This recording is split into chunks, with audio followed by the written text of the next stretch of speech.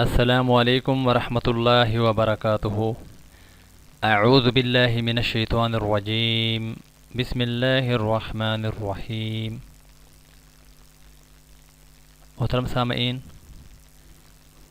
چھوٹے بچوں کی عبادات کا ثواب کس کو ملے گا؟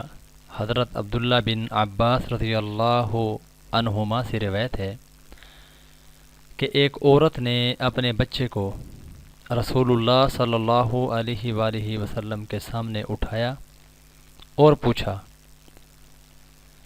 اللہ کے رسول صلی اللہ علیہ وآلہ وسلم، کیا اس کا بھی حج ہے؟ آپ صلی اللہ علیہ وآلہ وسلم نے فرمایا، ہاں، اس کا بھی حج ہے اور تمہیں اس کا اجر ملے گا۔ سنن نسائی حدیث نمبر 2646 حدیث ہے۔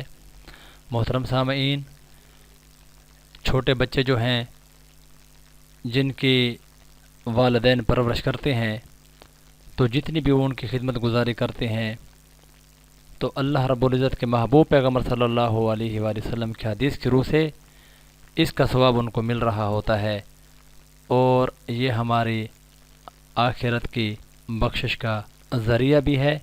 اللہ رب العزت ہم سب کو اپنے بچوں کی صحیح اسلامی تربیت کرنے کی توفیق عطا فرمائے۔ اللہ رب العزت ہم سب کا حامی و ناصر ہو۔